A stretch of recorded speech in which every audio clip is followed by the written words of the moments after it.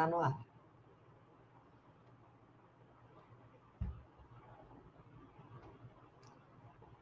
Boa tarde a todas as pessoas. É um enorme prazer colocar essa atividade no ar hoje. Este aqui é a live do OBSEC-GEM, Observatório de Estudos sobre... Observatório Interdisciplinar de Estudos sobre Gênero e Sexualidade no Brasil. E essas lives que nós estamos fazendo, elas têm por objetivo pensar movimentos sociais, memória e produção de conhecimento, né? E hoje nós estamos aqui celebrando, na segunda-feira, que foi o Dia Internacional da Visibilidade Bissexual, e o dia de hoje, né? Dia 26 de setembro, que é o Dia Nacional do Orgulho Bissexual. E é com enorme prazer que a gente está aqui com a Fernanda Coelho e com o Inácio Saldanha, né? Eu vou apresentar muito brevemente, né?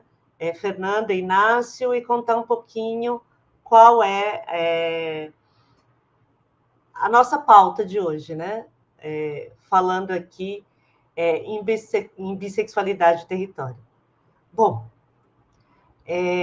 Fernanda Coelho é uma das ativistas bissexuais da geração anterior à do Inácio, né? Temos aqui três gerações, né?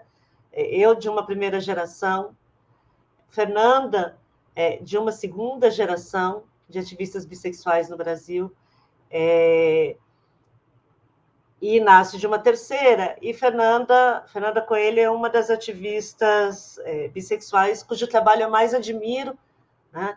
Tem um trabalho muito bacana, muito interessante, roda esse Brasil todo, né? Defendendo uma pauta, né, e uma identidade que muito recentemente vem ganhando reconhecimento público como sujeito de direito, né? Então, nós compartilhamos aí um pedaço de tempo, né, Fernanda, em que a gente defendia e levava a público uma identidade, uma série de demandas que não tinha qualquer reconhecimento público, né? E Fernanda é dessa geração que ajudou a construir esse reconhecimento. Fernanda está em Ipatinga, no interior de Minas. Ela é do coletivo Bio, né? E da Frente Bissexual Brasileira, né? E o Inácio é de uma geração de ativistas e pesquisadores, né, mais jovem. Inácio começa o ativismo dele em Belém, né, no Pará, Ananindeua, que é do ladinho de Belém, né, e depois vem estudar em São Paulo, né, e começa a fazer um ativismo que também tem esse caráter mais nacional. O Inácio é doutorando aqui do nosso programa de pós-graduação em Antropologia Social da Unicamp, né? Ele é também da Frente Bissexual Brasileira, mas também um dos fundadores da REBIM, né? a rede de estudos sobre bissexualidade e monodissidência. E aí, né, por que a gente está trazendo Inácio e Fernanda aqui hoje para a gente conversar, né? A ideia é que, bem, essas lives que a gente está fazendo é sobre memória, movimento e produção de conhecimento, né? A gente tem a celebração das datas, né, da visibilidade e do orgulho bissexual nesta semana. E aí, no meio do caminho, apareceu um convite, né, que eu e Inácio atendemos no sábado, do Museu da Diversidade Sexual, E a gente não vai falar muito disso aqui hoje, porque a gente ainda tem o desejo, né, de um dia sentar com a Mara e com outras pessoas que participaram do rolezinho que o Museu da Diversidade Sexual mobilizou neste último final de semana, né, pelas ruas do centro da cidade, para a gente pensar um pouquinho sobre aquela experiência. Mas, assim, em princípio, quando chegou esse convite para né, a gente pensou assim, bom, mas como é que a gente vai fazer? Aquela região central de São Paulo, ela não é exatamente um espaço ligado à identidade bissexual, né? E aí a gente começou a dar tratos à bola, pensando como é que a gente trazia as informações que a gente tem, né, sobre identidade bissexual e território, né, incluindo ali todos os processos de estigmatização e de apagamento, né, e como é que a gente aproveitava aquele momento para poder fazer uma inscrição da bissexualidade na memória e no espaço da cidade, né? E foi a partir dessa reflexão que a gente fez esse convite, né? Para que Fernanda se juntasse a nós, né? E trouxesse tanto Inácio quanto Fernanda aqui um pouco das suas experiências, né? De como é que a bissexualidade vai se inscrevendo nos territórios e nas espacialidades dos lugares por onde, né, tanto Inácio quanto Fernanda passam. Eu acho que são dois excelentes representantes, né, de suas gerações no ativismo de bissexual e pessoas que circulam bastante e que vão poder trazer uma reflexão bem interessante para a gente, né, de como é que a identidade se inscreve nos espaços e na memória. Acho que é isso. Acho que a gente apresentou a atividade, acho que eu já falei demais e acho que é hora de ouvir, né, as nossas pessoas convidadas, a quem eu agradeço enormemente pelo acolhimento do convite. Começamos com o Inácio? E, olha, pessoal, só deixar um recado para quem está aqui nos assistindo, deixem as suas questões aí no chat, nos comentários, porque essas questões elas vão ser fonte de reflexão para a gente, né? Então, Inácio e Fernanda estão aqui representam muito bem, mas eu tenho certeza que a experiência das pessoas que estão nos assistindo pode contribuir bastante para a nossa conversa aqui hoje. Vamos lá, Inácio? Gente, espera aí que tá tudo travando aqui hoje. Bom, boa tarde a todo mundo que está assistindo. Estou muito honrado de a gente estar iniciando assim, com esse tema também. A primeira que é uma série de lives refletindo sobre memória, ativismo, né, do BissexGen, e eu estou também participando da construção desse observatório. Agradecer também, claro, a Regina pela confiança.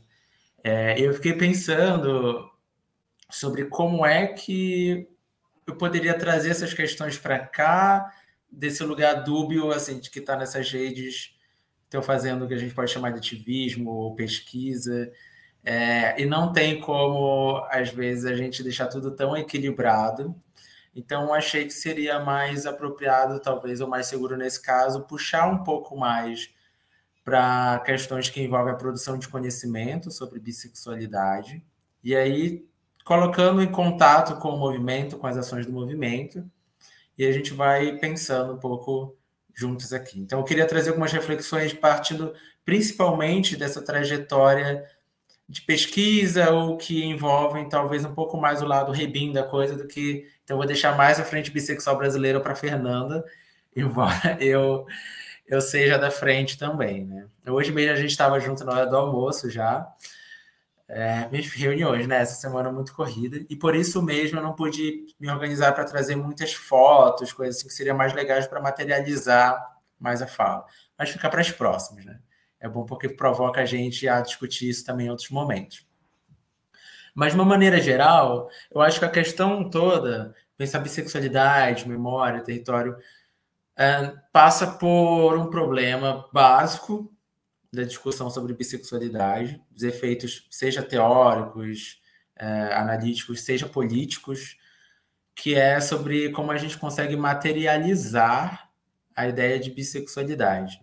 E a gente tem uma discussão sobre homossexualidade, sobre sexualidade que passa por espaços, estilos, imagens, representações, lugares, instituições, e a bissexualidade parece ser aquela ideia que fica escorregando, porque aparentemente não existem lugares bissexuais, não existem estéticas bissexuais, não existem estilos, repertórios, linguagens bissexuais.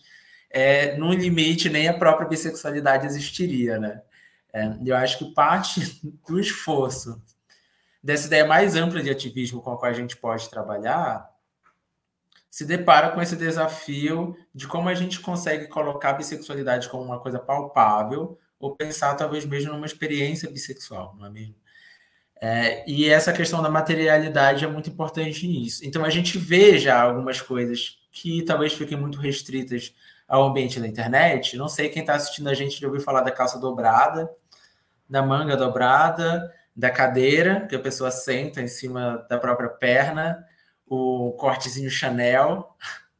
Essas tentativas de criar essas marcas de estilo, de imagem bissexual, que são muito, muito irreverentes, né? Mas a questão do espaço é importante, porque a gente está pensando também sobre como a bissexualidade vai ser percebida em diferentes ambientes e como a gente pode pensar, inclusive, violência nos diferentes ambientes. E a gente não sei quem daqui está mais familiarizado com um debate sobre bissexualidade, teve acesso a algum tipo de produção, debate, espaço, debate sobre, enfim, esse tema. Mas isso passa também pela necessidade de pensar como é que a violência que as pessoas bissexuais sofrem é distinta daquela de gays ou de lésbicas.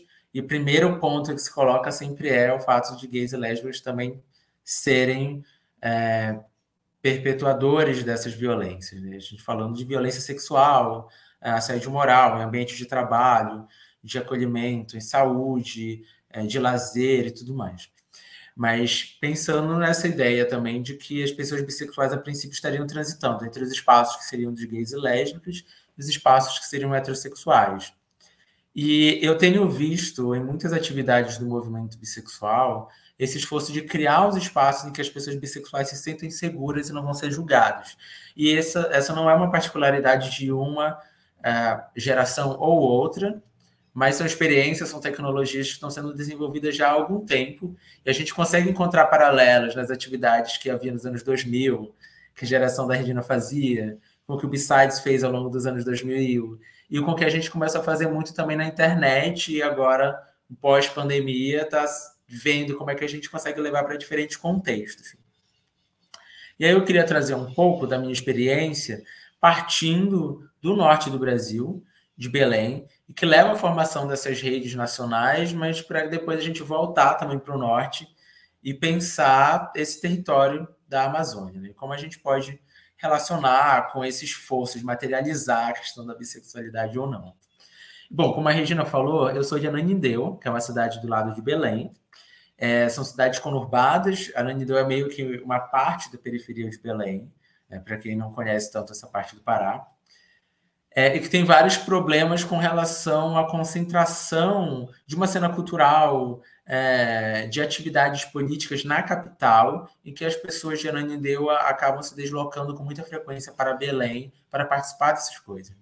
A gente está agora num momento de praticamente eleições, faltam 2 fins de semana, eu acho. É isso, né? E a gente está vendo o processo, eu mesmo de longe estou acompanhando aquilo que é toda a esquerda de Ananindeua se deslocando para Belém para fazer campanha para as candidaturas de Belém. Esse trânsito que é muito forte, que não é uma particularidade só desse contexto, mas que foi aquele no qual eu cresci, e foi nesse processo de deslocamento para Belém que eu comecei a ter contato com as primeiras experiências que eu conheci presenciais de debate ou de ativismo sobre bissexualidade. E a primeira atividade que eu participei foi em 2018. Antes o contato era principalmente pela internet, né? Twitter, quem lembra? Mas foi um debate promovido na verdade, uma roda de conversa promovida pela Rede de Mulheres Negras do Pará, em um parque de Belém, chamado o Horto Municipal, e deram 4 pessoas. Mas foi uma experiência muito marcante, porque todas aquelas pessoas nunca tinham sentado uma na frente de outras pessoas bissexuais para falar sobre esse tema. Mesmo que no momento de intensa movimentação na cidade, como no resto do país, né, logo em seguida do golpe de 2016, de várias ocupações, da eleição de Bolsonaro batendo na porta, estava falando muito sobre interseccionalidade, sobre experiência. E nessa rede havia uma discussão forte sobre as lésbicas negras, né? E sobre como era importante trazer a sexualidade, a experiência da sexualidade para o centro do debate. Mas quando as bissexuais estavam presentes, queriam levar esse debate junto, isso não fazia sentido nenhum para as outras integrantes da rede. Então, aquela roda de conversa foi um pouco um esforço de, não, vamos puxar esse debate, sim, mas que a rede não participou e mal divulgou. Então, um pouco desses esforços mais isolados de tentar promover a aproximação entre pessoas que têm esse interesse, mas que encontram pouca interlocução local. Eu participei de algumas experiências, tentei puxar esse debate para alguns espaços de movimento estudantil ou LGBT, e sempre aquele sentimento de estranhamento que se tornou muito mais forte a partir do momento que eu decidi transformar isso em uma questão de pesquisa também. E o que eu fui me deparando ao longo do tempo foi com um estranhamento com a proposta de pensar a bissexualidade, um tema que parecia tão atual, novo, contemporâneo, da moda internacional, da imprensa, da multimídia, em um contexto como o da Amazônia Paraense, que seria marcado por uma relação com a natureza, com a tradição, com determinados tipos e grupos que não se encaixariam com essas categorias, com essas tendências cosmopolitas. Então havia um estranhamento de uma demanda de pensar temas amazônicos que existe nas universidades locais, mas uma distinção entre o que seriam temas efetivamente amazônicos e quais não seriam. E a bissexualidade não seria um tema estrangeiro. E isso foi provocando algumas resistências. Mas eu comecei a ter um contato mais assíduo com outras pessoas interessadas no tema a partir de 2019, quando foi criado o GAEBI, o Grupo Amazônia de Estudos sobre Bissexualidade, por estudantes de psicologia na UFPA. Então, a gente tinha o esforço de começar a circular a literatura nacional, partindo do princípio, do pressuposto de que talvez em outros lugares o debate sobre bissexualidade já estaria mais avançado, as pessoas teriam mais interlocutores, e na Amazônia não. Pelo menos era como a gente estava pensando nesse momento, que a gente tinha pouco contato com as pessoas que estavam nos outros lugares. E o grupo acabou não tendo um prosseguimento muito longo, mas em 2020, durante a pandemia, nós resolvemos retomar as atividades do GAEBI de forma online. E isso começou a atrair pessoas, pesquisadoras ou não, que estavam dispersas pelo território nacional, desde o sul até o norte, passando pelo nordeste, pelo centro-oeste, pelo sudeste, e que viram no GAEBI uma oportunidade de interlocução e um espaço, e agora eu estou usando uma ideia que a Helena Mônaco, que é uma colega nossa antropóloga na RIBIM, vem desenvolvendo. A ideia de espaços digitais e espaços digitais que são bissexuais. Essa proposta de pensar na internet como promover o acolhimento, o sentimento de pertencimento e a construção, talvez, de uma comunidade, algum tipo de identificação entre pessoas bissexuais que não encontram espaços presenciais. E o GAEBI se tornou isso. E, de alguma forma, o vínculo com a região norte acabou se perdendo com o tempo e se tornando mais uma coisa nacional. No ano passado, nós resolvemos oficializar essa mudança, reconhecendo que o GAEBI havia se tornando uma rede brasileira, que nós batizamos de REBIM, a Rede Brasileira de Estudos sobre Bissexualidade e Monodissidência. E a REBIM começou nesse processo de superar a pandemia, e a gente está batendo na porta aqui atrás. Posso pegar depois, por favor? Só para eu tô... deixar em cima da mesa, por favor. Gente, bastidores aqui. Eu queria que eu levantasse. Mas, enfim, retomando aqui, coisas que acontecem, a gente está falando de espaços online, são isso, né? O online não está totalmente separado do offline, a gente está vendo na prática. Mas o que eu estava pensando, para acelerar também, já passei um bom tempo falando aqui desse preâmbulo, é sobre o desafio de retomar as atividades presenciais a partir do momento que a gente começa a criar a ideia de que existem espaços digitais. E como é que eles vão se materializar em espaços da cidade, ou instituições, ou eventos presenciais, quando a gente não precisa mais da internet apenas para criar esse tipo de vínculo coletivo. E duas coisas que são importantes de destacar, eu queria trazer esses dois eventos aqui para finalizar, e depois a gente pode desenvolver mais com o debate. Sobre uma experiência que a gente teve ainda em 2020, no Gaibi, antes de virar Rebim, que foi com o apagão do Amapá, quando a gente pôde pensar sobre até que ponto essas diferenças regionais, locais, afetam o que parecia uma distribuição totalmente democrática do acesso aos espaços digitais, que era a construção dessas redes, dessas páginas, dessas reuniões online.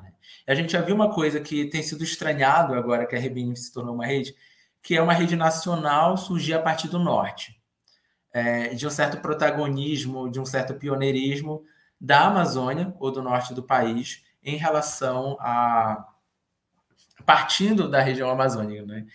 Que aparece muito fácil nas formas como a gente mapeia o movimento LGBTQIA+, ou a produção de conhecimento sobre gênero e sexualidade no Brasil, como uma coisa minoritária ou que não aparece primeiro, né? A gente tem, no caso dos estudos sobre bissexualidade, a formação de uma rede, de uma articulação nacional que parte de estudantes do norte do país. E parece muito ideal pensar isso. Mas ainda no começo dessa experiência online em 2020, quando teve o apagão no Amapá, para quem não lembra, o estado quase inteiro passou cerca de 2-3 semanas sem energia elétrica e acesso a serviços básicos, o Gaibi foi diretamente afetado por essa experiência. Porque a coordenadora na época, que era Beatriz Cruz, estava morando em Macapá e ela ficou isolada, as atividades do grupo ficaram suspensas. Então, aquilo que foi uma experiência de interlocução em que pessoas de todo o Brasil se encontraram, foi afetada porque ela estava sendo desenvolvida a partir de uma parte do país que tinha problemas relacionados à desigualdade que a gente tem com a infraestrutura. E uma coisa que era muito marcante naquele momento era sobre como a região norte produz boa parte da energia elétrica consumida no Brasil, e pode não ter todas as maiores usinas hidrelétricas, mas tem um número muito grande de usinas hidrelétricas, inclusive no próprio Amapá, e a população estava sendo privada desse acesso, e como isso afetava a formação desse debate também, que a gente entendia que já que no Brasil todo tinha uma dificuldade de se desenvolver. Esse foi um ponto. O outro é que agora, quando a gente já tem uma Rebim e tem uma participação mais ativa de pessoas de diferentes partes do Brasil, a gente teve uma experiência agora de se aproximar e tentar fazer uma articulação com grupos que estão atuando localmente na região norte, nesse processo de pós-pandemia. Então, a LACIS, que é a Liga Acadêmica de Cuidados Integrais de Gênero e Sexualidade, que atua em Belém, que desde o ano passado vem realizando atividades no Dia da Visibilidade Bissexual. O Biquiri, que até onde a gente sabe é o primeiro coletivo de bissexuais da Amazônia, que atua em Roraima, no extremo norte do país. A Cristina Vasconcelos, que é uma psicóloga que tem feito um trabalho na internet, mas que está em Palmas, no Tocantins, e outras pessoas que a gente foi comunicando. Em Rondônia, no Amazonas, no interior do Pará, e a gente conseguiu agora, nessa última semana, realizar uma programação integrada, que a gente chamou de Semana da Visibilidade Bissexual na Amazônia, em que praticamente todas no mesmo dia, na mesma tarde, em que a gente estava em São Paulo, explorando o centro da cidade e os possíveis territórios bissexuais, estavam sendo realizadas atividades diversas de acolhimento, educação, informação, artes, em Belém, Bragança, Boa Vista, Manaus, Palmas, e depois, agora na segunda-feira, no Dia da Visibilidade Bissexual, em de uma forma online, né, que já aparecendo pessoas de outras partes do Brasil. E o que era mais interessante é que esse esforço de ocupar os espaços físicos acabou se transformando no feedback das pessoas de que elas queriam coisas mais online, porque depois da pandemia pareceu muito difícil acessar os espaços da cidade. O transporte público que piorou, o que parece ser um estranhamento com relação ao tempo para chegar em um parque, em um centro cultural, a encontrar outras pessoas, ou inclusive problemas relacionados a questões emocionais e psicológicas, com a situação de estar no mesmo lugar com outras pessoas, ter que falar, ser visto, né? Que muitas pessoas durante a pandemia não se deparavam, não necessariamente, né? Você poderia desligar a câmera, como eu vou fazer daqui a pouco, porque a bateria do notebook está acabando, mas poderia passar e pensar uma ideia meio vaga de espaços em que você não está presencialmente. Mas quando você vai para os lugares da cidade, o seu corpo passa a fazer parte disso. E isso leva a uma série de implicações, que você será visto de uma forma ou de outra, você será ouvido de uma forma ou de outra, e o que você tem a falar ou não a falar também vai fazer parte da construção da ocupação desse espaço. Que é o que a gente pode chamar, e aí algumas pessoas vão preferir, em vez de territórios, que é reivindicar, essa parte mais difícil de reivindicar um espaço para si, mas pensar talvez na territorialidade, que é essa relação que a gente constrói com o espaço da cidade, como faz ele ser também nosso, né? E aí, só um último ponto para finalizar, e a gente consigo desenvolver essas coisas depois, foi o que a gente fez, talvez, um ano atrás, né, Fernanda e Regina, no primeiro encontro nacional do movimento bissexual brasileiro em Brasília. A ideia não só de ir para a capital federal, mas encontrar magicamente, foi a Ana Paula Mendes, da Combi, que teve essa brilhante ideia, o Espaço Cultural Renato Russo, como um espaço que a gente conseguiria relacionar o evento que a gente estava construindo, que era novo, com uma figura ou um símbolo que era antigo e que poderia ser reivindicado. Nesse sentido de construir uma experiência nova e, ao mesmo tempo, reivindicar uma memória de algo anterior. E não por acaso esse primeiro encontro nacional do movimento estava marcando 20 anos de movimento bissexual no Brasil, né? E a gente passa a construir uma certa relação com um espaço da cidade, com um certo tipo de território, talvez, a partir de uma experiência que é nova, né? Acho que é uma frase que foi da Bruna Klein, se eu não me engano, quando a gente estava avaliando a experiência do encontro. A história que a gente está construindo é tão grande quanto a que nos precede.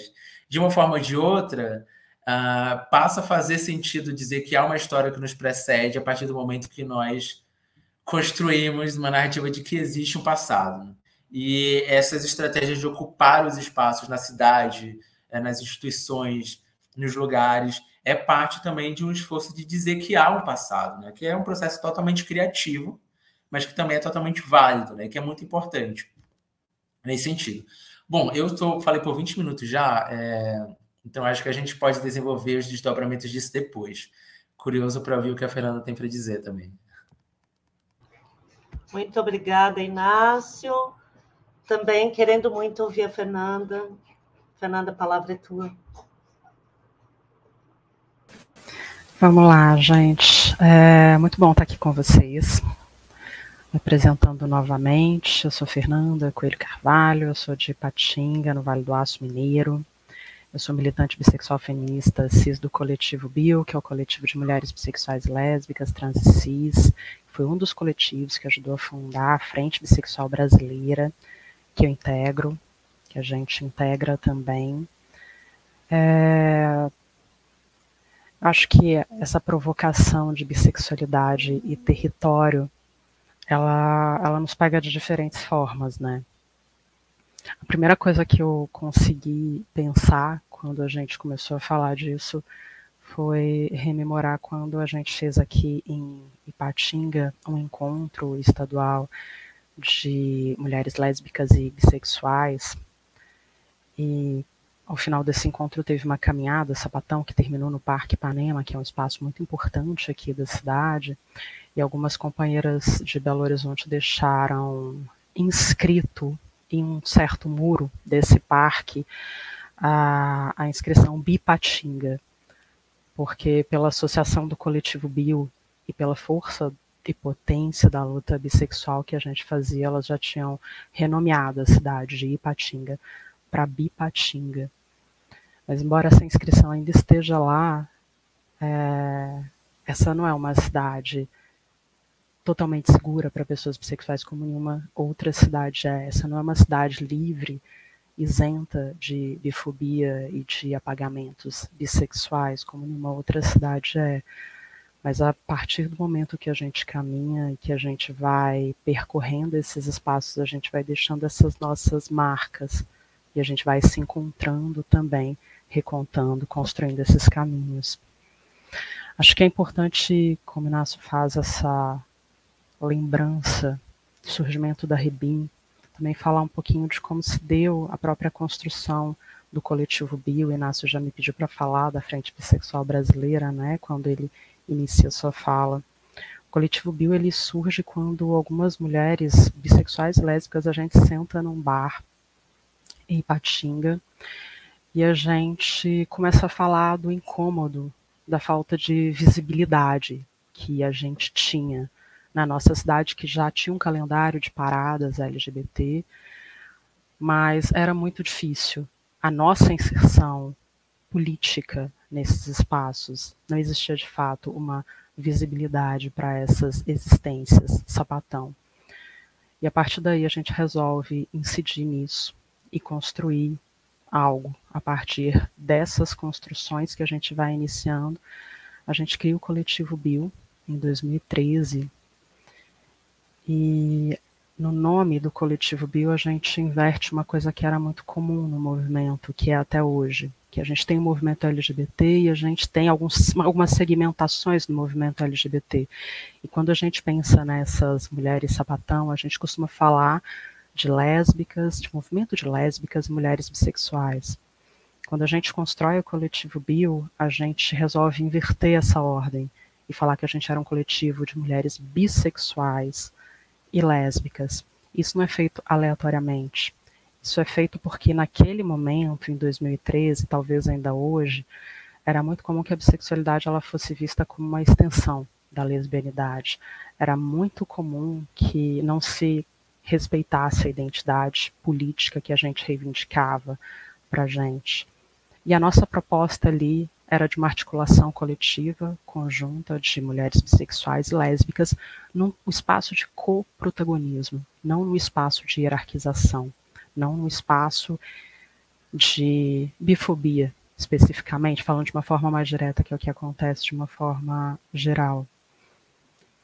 E como a gente já nasce a partir desse pressuposto específico, muito rapidamente o coletivo Bio, que inicialmente nasce como um coletivo de mulheres bissexuais e lésbicas do Vale do Aço regional, a gente começa a ultrapassar os limites da região do Vale do Aço, que é onde a gente inicialmente incide.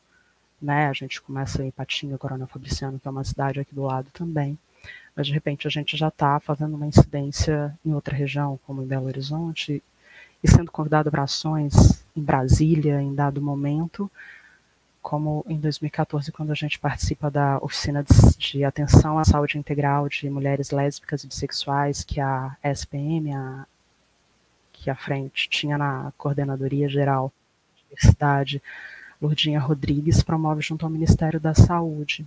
E eu lembro de chegar nessa oficina em 2014, em Brasília, e me dar conta que eu era a única pessoa de Minas Gerais que estava naquele espaço, que era um espaço composto por pessoas, teoricamente, por representações do movimento de lésbicas e mulheres bissexuais, por pesquisadoras e por gestoras da saúde. Eu era a única pessoa de Minas Gerais do movimento social, mas mais do que isso, eu era a única pessoa do movimento social que era bissexual naquele espaço, representando um coletivo criado há um ano, criado em 2013.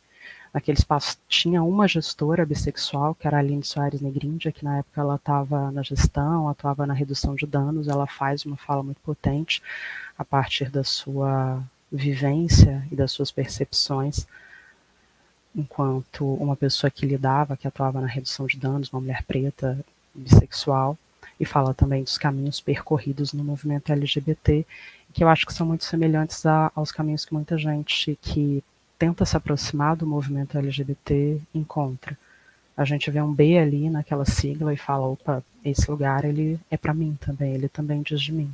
Mas quando a gente chega, adentra esse espaço especificamente, a gente começa a notar que as pessoas esquecem de falar de bissexuais quando elas vão citar essa sigla que cada vez fica maior, né? Mas, curiosamente, na hora de esquecer algum nome, na hora de citar ela por extenso, é sempre o bissexual que é esquecido. Ou quando vão nomear as opressões específicas, esquecem de nomear a bifobia. A gente, no começo daquela militância, eu lembro que uma coisa muito comum era sempre, em todos os momentos, eu passei a sentar sempre na frente em todas as atividades, porque eu sempre tinha que falar e bissexual, e bifobia, e bissexuais, e bifobia, e as pessoas precisavam me ouvir, e aí elas olhavam para minha cara, e bissexuais, e bifobia, porque mesmo esses espaços, teoricamente, LGBT, eles, como a gente sabe, eles não eram bi-inclusivos, e mais do que isso, nesse percurso a gente também vai observando como a memória bissexual ela vai sendo apagada. Nessa trajetória do coletivo Bio, em algum momento, através da internet, o coletivo B-Sides nos encontra. E ali é o primeiro momento que a gente começa a se articular com um outro grupo que pautava também a bissexualidade. Eu lembro que foi Dani Furtado quem fez o contato e fez uma postagem divulgando, enfim, e ali a gente começa uma troca muito profícua, uma troca que com o B-Sides a gente continua até hoje, e que foi muito importante para que a gente conseguisse aprofundar em algumas questões, porque o B-Sides ele nasce com essa proposta, né, de traduzir textos do inglês para o português no primeiro momento. Então tinha um repositório muito importante de questões vindas do exterior que a gente começa a acessar. E como no coletivo Bio a gente pretendia fazer controle social e a gente, ao pautar política pública, precisa de número ou de dados, e de números e pesquisas e evidências científicas, a gente começa a se apropriar de questões vindas de fora, traduzidas, e começa a aprender como fazer, pautar as nossas questões, mesmo que a gente tenha grande dificuldade de acessar dados específicos sobre pessoas bissexuais. E aí, nesse sentido, a gente nasce em um bar, a gente segue essa caminhada e começa a ultrapassar algumas fronteiras, porque a gente usava um blog como um instrumento de comunicação, além de redes sociais naquele primeiro momento, mas o Facebook a gente também consegue ir fazendo esses diálogos. Mas, como eu sou dessa segunda geração, a minha inscrição é mais de um lugar presencial do que virtual. E por participar de uma série de atividades, a gente acaba entrando na construção do Seminário Nacional de Lésbicas e Mulheres Bissexuais, que naquela época usava a sigla SENALI, e que em 2014 aconteceu em Porto Alegre. No Seminário Nacional de Lésbicas e Bissexuais que aconteceu em Porto Alegre, eu fui representando o coletivo Bio. Lembro que antes de ir eu tinha procurado algumas coisas na internet, tinha chegado em uma carta a uma amiga bissexual, que a Regina Facchini é uma das autoras, onde narravam como aquele espaço tinha sido um espaço opressor das vivências bissexuais. E eu chego lá de peito aberto, disposta a ver o que estava acontecendo, e já que disseram que era de bissexuais, eu fui para me apropriar daquele espaço que também era meu, né? Que também era uma construção que dizia de mim, já que no seu nome por extenso trazia isso. E aquele espaço começa a se mostrar um espaço bastante duro. A gente continua naquilo, e bissexuais, bifobia, teve um regimento interno nesse seminário, que foi aprovado logo no começo, e eu só fazia destaque atrás de destaque, bifobia, bissexuais, enfim. E a gente fazendo aquela construção, mas ao mesmo tempo as coisas estavam tensas. uma parte desse seminário ela era transmitida virtualmente. E a Aline Soares Negrindi, que eu mencionei, que estava na oficina de saúde, ela iria presencialmente, mas ela teve um imprevisto e não conseguiu. Então ela estava acompanhando essas partes que estavam sendo transmitidas pela internet do seminário. E ela me manda uma carta que ela tinha escrito, pede para eu ler. E aí eu que tinha lido a carta a uma amiga bissexual antes de ir, de repente estava com uma carta de uma amiga bissexual pedindo para ser lida, na qual ela falava do incômodo que ela estava sentindo com tudo aquilo, verbalizava tudo aquilo que a gente que estava lá estava dizendo, mas de forma mais picada, de uma outra forma, mas também chamando para um consenso.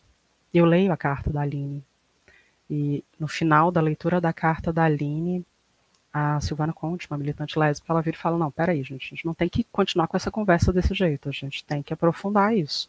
E a gente ia ter grupos de trabalho naquela tarde, e ela fala, não, vamos fazer um grupo de trabalho, então, para bissexualidades. E surge, então, um grupo de trabalho para bissexualidades, onde a gente pauta várias coisas. Mas eu lembro que uma das coisas que mais me chamou a atenção é que depois disso tudo, no meio disso tudo, no intervalo disso tudo, eu lembro de uma jovem. Eu sou uma mulher de 41 anos hoje, em 2014 eu tinha 10 anos a menos, então eu tinha 31 anos. Eu lembro de uma jovem, uma pessoa que eu li como uma pessoa bem jovem, chegando para mim falando, nossa, Fernanda, a gente tem que pautar nesse GT, isso e aquilo, é alteração da sigla também.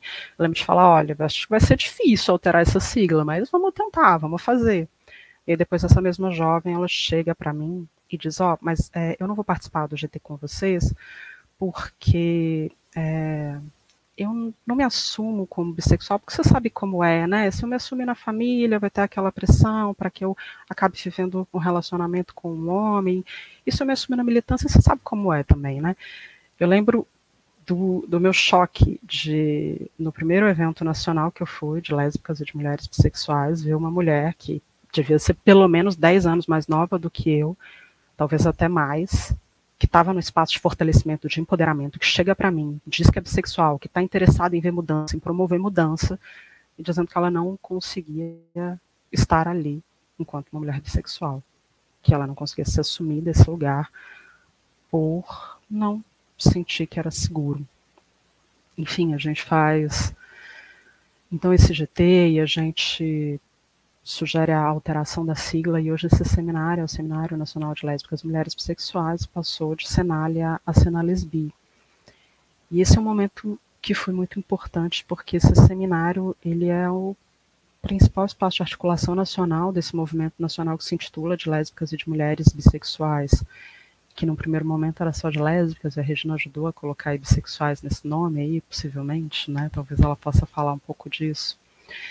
Mas nesse momento em que a gente entra, simplesmente nomear bissexuais não era o suficiente. A gente precisava falar em coprotagonismo.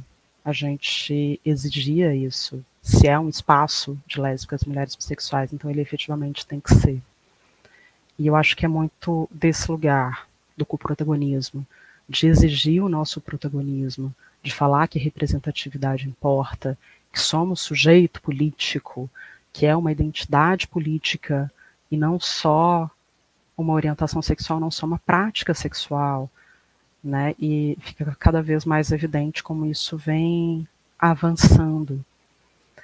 Eu lembro de ter estado pela primeira vez na parada LGBT de Belo Horizonte, que é uma das principais paradas, é a principal parada do estado de Minas Gerais, uma parada que foi iniciada por uma lésbica negra, diga-se de passagem, acho importante dizer isso, que hoje tem à frente, basicamente, principalmente um grupo com forte protagonismo de homens gays, cisgêneros, mas eu lembro de estar nessa parada e de me surpreender com a distância que a gente está hoje em 2024 do que a gente estava em 2014, porque tinham muitas bandeiras bissexuais.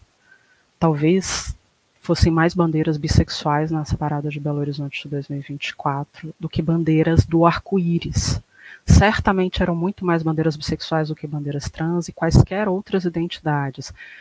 Mas se não fosse a mesma quantidade exatamente das bandeiras do arco-íris, talvez fosse mais. Então, muita coisa mudou desde então. Isso se reflete também no alcance que a gente vê que a Frente Bissexual Brasileira, ela constrói, ela consegue. Em 2020 a gente estava vivendo uma pandemia, a gente estava num momento duro, num momento difícil, mas ao mesmo tempo foi um momento que nos obrigou a nos conectarmos como a gente está conectada aqui agora, e acabou possibilitando uma coisa que a gente não conseguia fazer antes, porque a gente, enquanto movimento bissexual, se dialogava, a gente construía, a gente se encontrava em um seminário aqui, em uma conferência ali, em outro espaço acolá, mas a gente sempre falava de fazer um encontro nacional, de fazer acontecer alguma coisa, de se organizar e se articular, a gente tinha muita dificuldade de fazer isso, a gente não conseguia levar isso a efeito. Mas quando vem a pandemia e a forma de se comunicar e as distâncias, elas mudam, a gente consegue se aproximar. E aí, num convite da Combi, né, Coletiva de Mulheres Bissexuais de Santa Catarina, que chama todos os grupos bissexuais que identifica e bem inclusivos para uma conversa, em maio, a gente senta, se reúne, se olha e a gente consegue evidenciar, a gente consegue visualizar ali a possibilidade de uma construção coletiva e de criação de uma frente bissexual brasileira, que surge nesse contexto de 2020 e surge num contexto de que a gente também precisava de algo mais do que simplesmente seguir apontando bissexuais e bifobia, ou de falar das agruras da vida, que são muitas. E a gente decide fazer um festival artístico, cultural, também virtual, que naquele momento não seria julgado negativamente por ninguém esse formato. E surge o Festival Bimais, que coloca mais de 9 horas de programação ininterrupta, né, no ar, acompanhada por milhares de pessoas, um conteúdo feito por pessoas bissexuais, com pessoas bissexuais, e que de repente se torna o primeiro momento em que a gente está articulando de fato pessoas bissexuais de todo o Brasil, de todos os gêneros, de todas as raças, pessoas diversas, para falar do orgulho de ser, para potencializar o que a gente tem de melhor e a beleza de ser bissexual. E aí, nesse território da internet, que no qual surgem várias outras pessoas muito importantes, Inácio cita e o Twitter, que eu acho um ambiente que sempre eu achei bastante complexo, né? Uma terra bastante hostil, mas que é importante também, né? Que surge, que ajuda nos diálogos e na própria formação política de muitas pessoas que vêm depois. Nesse ambiente a gente consegue fazer esse momento que foi catártico, que foi importante, que foi fundamental, que foi um momento em que a gente estava junto e que a gente era um bando de gente, éramos muitas pessoas, não éramos poucas, não éramos 2, 3, 4, 10, a gente era muita gente junto, fazendo história, trilhando o nosso caminho e fazendo acontecer o dia de hoje, que é o Dia Nacional do Orgulho Bissexual. Porque até então a gente tinha os nossos símbolos e as nossas datas, como o 23, que foi trazido, que são símbolos estrangeiros, são símbolos de fora, que são símbolos que vêm do norte global e dos quais a gente se apropria porque era o que a gente tinha e porque é importante a gente se reconhecer e a gente dialogar. Mas era importante também a gente ter uma data nossa, a gente ter um momento nosso, a gente, a partir dos nossos passos, da nossa caminhada, pensar nisso. E a gente olhar para trás e ver tudo que a gente construiu e começar a celebrar e marcar essas datas que dizem de nós, que nós construímos. Nesse sentido, no último Cena Lesbi, que aconteceu em Recife no ano passado, a gente fez a Frente Bissexual Brasileira fez uma oficina chamada Reconhecendo os Símbolos das Mulheres Bissexuais Brasileiras. E essa oficina ela nasce desse encontro Besides Coletivo Bill, que em alguma jornada do Coletivo Bill a gente chama uma companheira do Besides para fazer uma fala por vídeo, à distância, porque ela era de São Paulo e essa jornada acontecia em Patinga. E eu lembro dela falando: E a gente tem ancestralidade. E remetendo à existência bissexual e falando de como, na mitologia dos orixás, a gente tinha vivências que estão no que hoje a gente chama de mulheridades bissexuais. A gente tinha práticas e vivências de figuras lidas desse lugar do feminino e bissexuais. E a partir disso, que eu nunca tinha ouvido falar e que naquele momento eu achei muito fantástico, uma mulher preta falando disso, que a gente tem ancestralidade desse lugar, a gente levou isso, a gente começou a conversar sobre isso, e na construção do nono Cena Lesbi, que foi em Teresina, no Piauí, que foi em 2016, foi o primeiro que teve a nova sigla, né, Cena Lesbi, utilizada, a gente traz isso numa das propostas de construção da logomarca. Nesse momento, o coletivo Bio e o coletivo Besides estavam na Organização Nacional do Cena Lesbi do Piauí, que aconteceu em 2016. E a gente se apropria, então, depois de um diálogo com muitas pessoas, religiosas e ateias, de dois símbolos especificamente, um símbolo de Ansan e um símbolo de Oxum. E esses dois símbolos, uma espada, um espelho, eles são colocados em uma proposta de logomarca daquele Cena Lesbi. Quem organizava aquele Cena Lesbi era o Grupo Matizes do Piauí, que talvez seja o único grupo LGBT que eu respeito, que eu encho a boca, quer dizer, eu respeito esse grupo. E tinham outras propostas de logomarca. O jeito de fazer do Matizes é colocar tudo em consulta pública e ser votado, então colocou aqueles símbolos em consulta pública no Facebook naquele momento. E esse não foi o símbolo escolhido e acabou não sendo utilizado. Mas a gente rememora isso e traz de volta isso numa oficina que foi muito bacana, que aconteceu no Cena Lesbi agora, de 2023, em Recife, trazendo isso.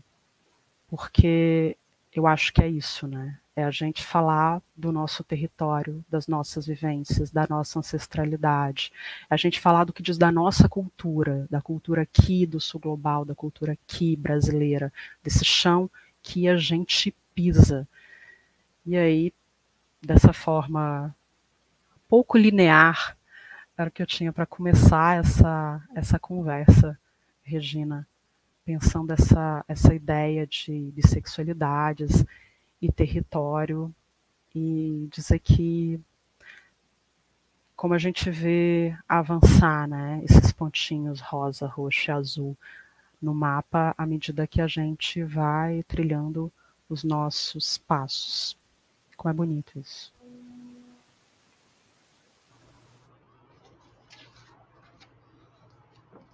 Emocionada aqui te ouvindo, Fernanda.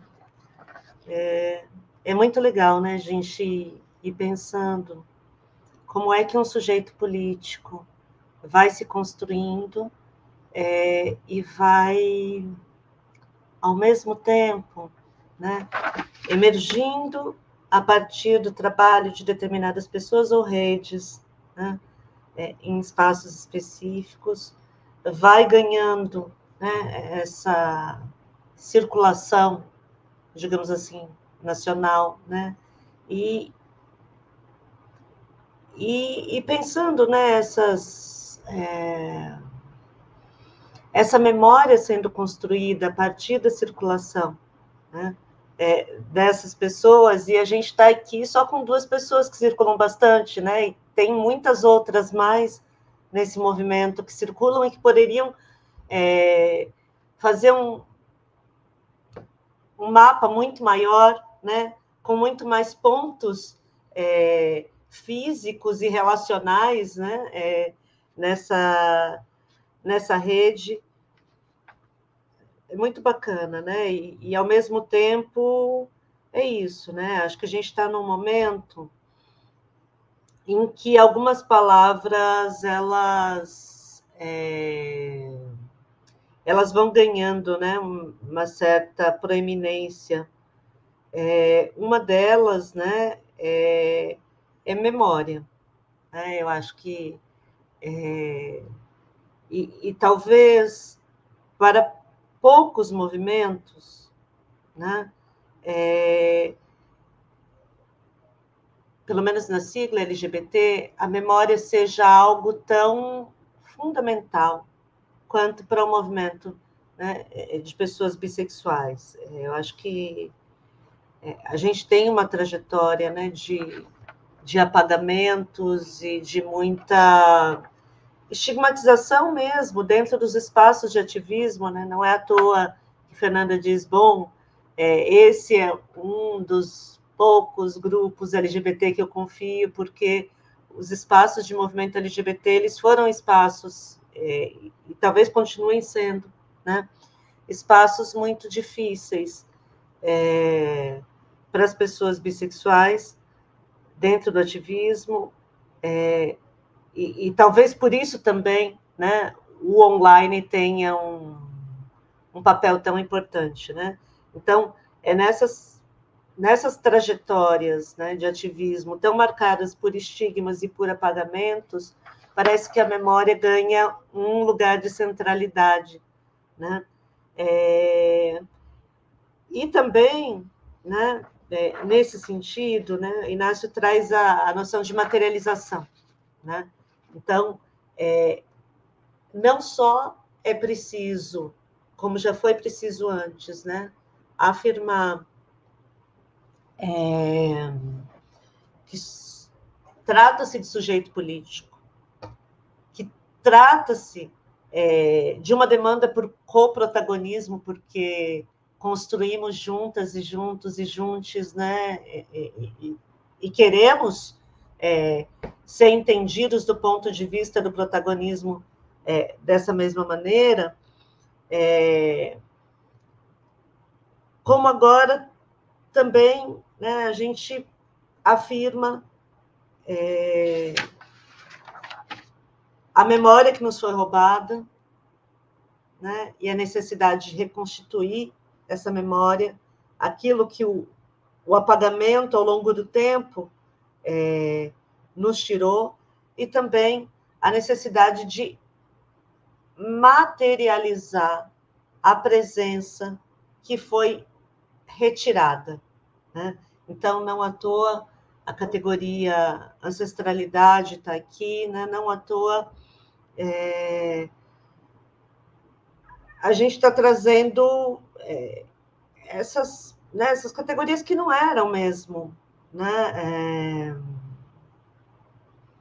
do nosso vocabulário ativista, né, e que nesse momento faz todo sentido, né, porque é isso, de ações localizadas, isoladas, né, a gente passou a se encontrar, notamos que somos um monte de gente que circula, um monte de gente que procura fazer diferença, que procura romper com esses apagamentos, né? E é preciso marcar que a gente não está aí de geração espontânea a partir de ontem, né? O nosso primeiro encontro nacional do movimento foi 20 anos depois do surgimento do movimento. A nossa Frente Bissexual Brasileira, né, ela surge, estou ruim de fazer conta, mas acho que uns 15 anos depois, né, da nossa primeira rede, que nós mesmos resolvemos implodir em 2007, tinha sido criada, né? Então, a gente tem que ficar refundando, né? A gente tem que ficar recolocando, a gente tem que o tempo inteiro está dizendo, não, mas olha, é o primeiro encontro, mas é um primeiro encontro que celebra 20 anos, né? E nesse sentido, eu acho que memória é algo que se coloca neste momento para o movimento bissexual como talvez não se coloque para nenhum outro, né? Dentro do movimento, né, dentro desse grande guarda-chuva aí do LGBT. Eu tenho umas questões para fazer, mas está começando a pipocar aqui umas questões, né? A Ana Paula Mendes me comentou aqui, né? Provavelmente ela estava falando da questão da memória, né? De centralidade de urgência. Sim, né? E o Bruno César Barbosa deixou aqui uma questão, né? Quais as principais demandas de políticas públicas para bissexuais? Vamos lá contar para todo mundo, né? Aquilo que aproveitar esse espaço de visibilidade para contar isso para quem está nos assistindo e vai nos assistir. Eu vou aproveitar também para deixar duas questões aqui para vocês poderem falar um pouco mais, né? Eu fico pensando, né, que articulações específicas entre o online e o offline foi necessário, né, para a construção e para o fortalecimento de um movimento tão marcado por estigmas e apagamentos, né? E não é à toa, eu acho que Inácio precisa trazer aí um conceito, né, que a Helena tá trazendo para estudar ativismo bissexual, que é essa questão eu anotei aqui, e dos espaços digitais, né, bissexuais, como espaços de acolhimento e vínculo coletivo, né? Enfim, se vocês puderem falar um pouquinho mais, né, sobre que relação específica é essa entre online e offline, né? E pensando aí mais no Inácio e na atuação da Rebim, né? Que olhares e recortes específicos, né? Essa demanda das bissexualidades, esse movimento bissexual tem trazido para a pesquisa, né?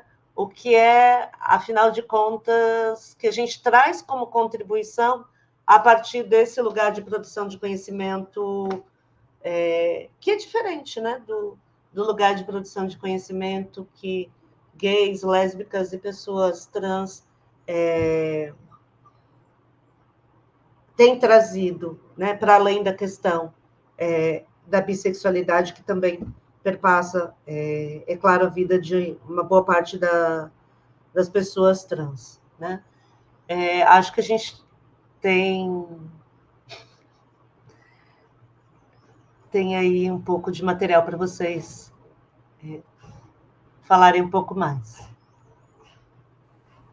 Eu vou tentar começar aqui e eu acho que as questões trazem muitas coisas, mas eu ainda quero meter mais coisa. Quero fazer uma pequena intervenção, porque eu não tinha conseguido juntar muitas fotos e eu não consegui preparar uma apresentação, mas queria ajudar a idealizar alguns desses momentos, visibilizar alguns desses momentos que eu trouxe aqui.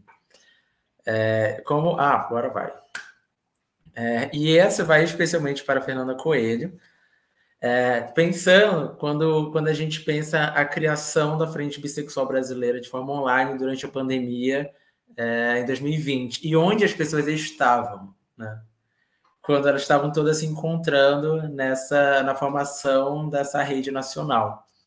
Esse foi um esforço assim, um pouco apressado que eu fiz, que eu tenho feito, talvez eu tenha que acelerar. Mas são grupos, projetos e iniciativas bissexuais que existiam no Brasil, no território brasileiro, em 2019.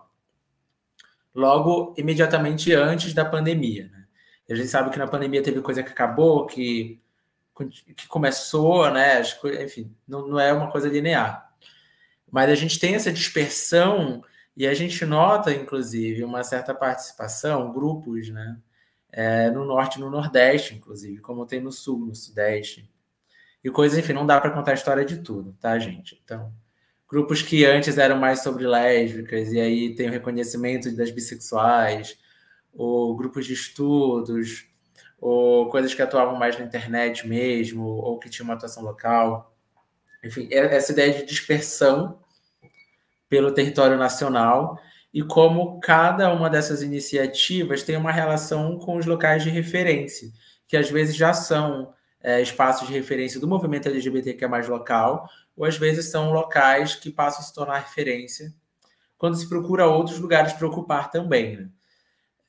E eu adoro, por exemplo, aqui em Roraima, que o grupo Ubiquiri, o coletivo que existe hoje, é um resultado dessa experiência que teve no Intercom, que é um congresso acadêmico, que teve em Boa Vista, e eles se fizeram atividades num bairro que normalmente tem várias festas, coisas assim, LGBTQ+, que é a Pintolândia, né?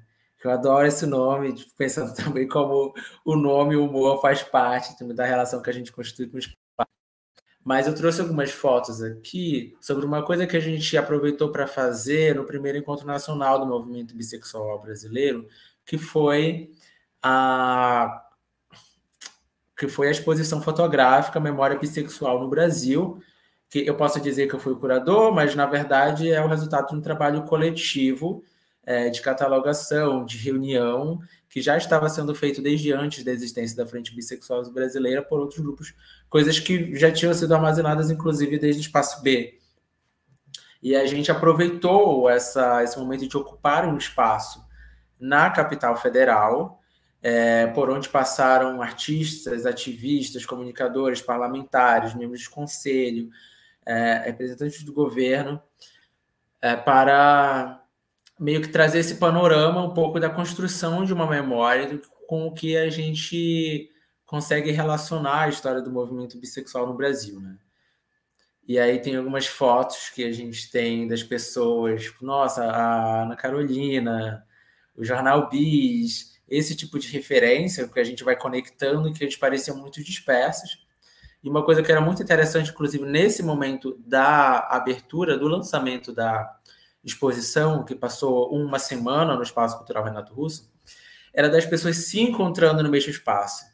Então, nossa, mas fulano que eu lia, fulano que conhecia da internet, o tal coletivo, tá todo mundo aqui, né? A ideia é no espaço em que esse tipo de imagem, de grupo, de relação se materializa. Aqui eu vou passar bem rápido, tá, gente? Alguns registros. São umas fotografias da Melissa Jagger, que é membro da Combi, né, mas que é de uma atividade compartilhada, acho que entre o Bissais e Primavera Bissexual em São Paulo, que foi, inclusive, um dos espaços que a gente indicou, né, Regina, no rolezinho do Museu da Diversidade Sexual. Como a bandeira vai entrando também nessa relação do movimento LGBTQIA+, das pessoas LGBTQIA+, com essas vias da cidade nas manifestações de rua, né? Nas paradas, nas caminhadas, e essa coisa da bandeira começou a ficar muito forte agora em algumas partes do Brasil. Isso em 2017.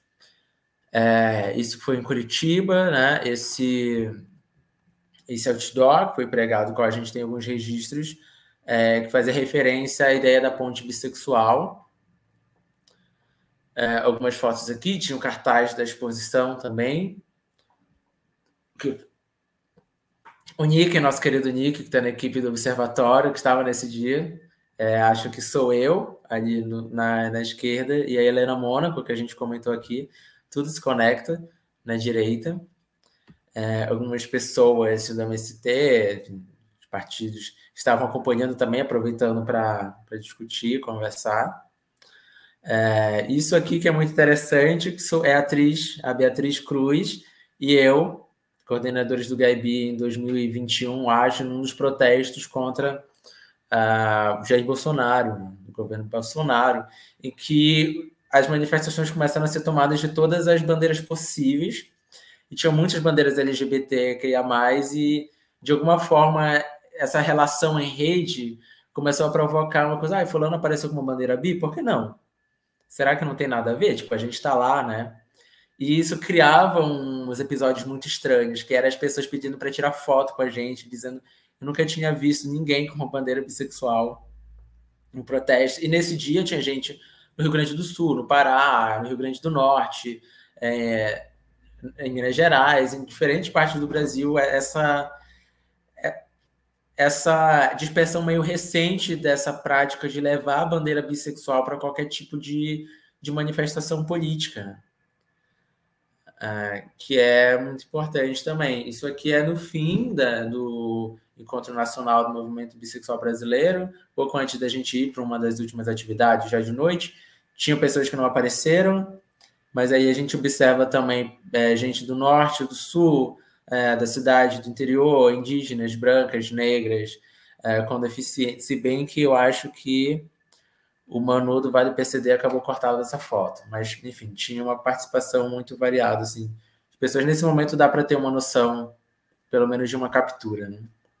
Assim, o Manu tá bem na frente, na verdade. Isso aqui, indo para adiantar um pouco também, é no trio B+, da Parada do Orgulho de São Paulo, que foi a partir dessa articulação com a Associação da Parada, no contato feito com a própria Regina, mas também com a Frente Bissexual Brasileira, com o coletivo B-Sides, a formação de um espaço, de um trio, um carro, voltado para a questão bissexual, mas também pensando que existem pan, existem poli. Eu gosto muito dessas fotos. Foi quando a gente se encontrou, assim, tinha pansexual, bissexual, intersexo, assexual, poli, e a gente rindo, brincando. Claro que nem tudo são flores, mas isso é pensando também como esses espaços se tornam também espaços para se encontrar e para dividir com outros ativismos que têm construído questões muito parecidas de debate com as nossas. Essa ideia de apagamento, essa ideia de invisibilidade, essa ideia de especificidade, né? Que também são muito próximos, né? E como nesses espaços que a gente ocupa ou que a gente constrói, os grupos acabam se encontrando também. E isso é uma coisa valorizada. Isso acaba se perdeu toda a ordem, mas pensando numa coisa muito importante que são as rodas, né? E essa prática que não começa com o B-Sides, mas que acabou atingindo uma proporção nova com as rodas de validação e acolhimento do B-Sides, que levaram à construção, esse fortalecimento do debate sobre uma patologização, uma medicalização e uma necessidade de rever o acolhimento em saúde mental de pessoas bissexuais no Brasil, e como profissionais de saúde mental vêm recebendo essas pessoas, mesmo quando tem uma compreensão respeitosa ou acolhedora com a homossexualidade, né? E as rodas se tornaram emblemáticas nesse sentido, na construção de um acolhimento, mas também num debate que leva ao encaminhamento de demandas ou possíveis estratégias que partem daí. E essa foi uma roda que durou quase 4 horas, no primeiro Encontro Nacional do Movimento Bissexual Brasileiro, um recorde, a gente devia pleitear o Guinness Book, mas foi interminável, e todo mundo, mesmo pessoas que já tinham participado de várias rodas, tinham muitas coisas para falar. Aqui a gente vê, inclusive, a Regina, a Mariana Souza, né, que, enfim, talvez nem devesse estar falando, não sei se ela está candidata agora, mas da bancada feminista. Eu acho que um pouco também de diferentes perfis de relações com o tema se encontrando numa roda cheia de bandeiras bissexuais. E é algo que se repete não só em eventos que seriam mais propriamente de um movimento organizado, mas também em outras experiências de construção de espaços que são, como a Helena fala, né? Dos espaços bissexuais como espaços transitórios, eventuais, né? E aí a gente tem um momento de uma roda no segundo Seminário Nacional de Estudos Bissexuais, que foi realizado na Unicamp, né? No mesmo semestre que o Encontro de Brasília. E uma foto que a gente conseguiu fazer no meio, e as mesmas pessoas sempre se encontrando, que eu acho que fala também sobre o quanto esses espaços acabam conectando grupos que ainda são muito pequenos. E aí o que eu fico me perguntando é sobre essa estratégia da formação de espaços está alcançando pessoas que se identificam como bissexuais ou que estão inseridas no movimento LGBTQ+, de outras formas, né? Que não necessariamente estão pautando ou pensando a bissexualidade como uma pauta em si. Acho que essa é uma coisa para a gente pensar em relação ao número e à adesão que isso eventualmente tem quando parece cada vez mais que existem milhões de pessoas bissexuais, porque quando a gente chega nos eventos, cada vez mais tem bandeiras, né? Mas como é que as pessoas estão pensando isso como pautas? Gente, eu acabei enrolando um pouco, talvez, então eu vou passar bem de raspão sobre pelo menos uma questão que a Regina trouxe, que é sobre a produção de conhecimento. Eu venho há alguns anos, desde 2018, 2019, reunindo a produção interdisciplinar sobre bissexualidade, que é feita no Brasil, e o número vem crescendo bastante, principalmente a partir de 2021. Eu estava prestando atenção hoje, parece que quase duplicou de quando eu entrei no mestrado, em 2021 para cá. Então, a gente tem uma produção que é muito dispersa e que é muito difícil de apontar tendências ou contribuições de forma significativa ou coletiva. Mas a gente consegue perceber algumas coisas em comum, que são preocupações com ideias de ambiguidade, de transitoriedade, de quando... O que não é uma preocupação restrita com a questão da bissexualidade, mas talvez tenha uma ênfase maior sobre esses limites de grupos coesos, de populações coesas, de definições fechadas, que aparecem em diferentes momentos. A gente está falando de uma produção que tem desde pelo menos 1991 no Brasil. Então, o próprio primeiro Senabi, ele marcou os 30 anos de pesquisas, mas que também ainda se articula muito pouco. Então, a gente consegue perceber, pelo menos hoje, alguns traços que podem vir a se tornar características desse debate coletivo no Brasil.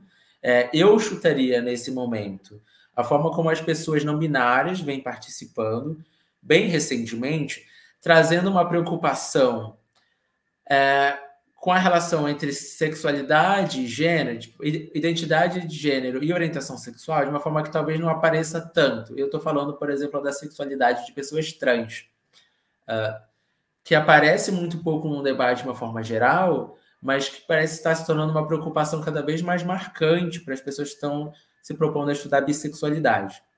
Então, coisas que às vezes não são tão urgentes para quem está preocupado com pessoas trans, mas que no debate sobre bissexualidade, na forma como tem sido feito, passa a ser considerado também. E isso leva a gente a pensar também sobre a relação, que pode ter com apagamento, violência, identidade, comunidade, memória, o que seja, da sexualidade, mas não uma sexualidade que apenas pessoas cis têm.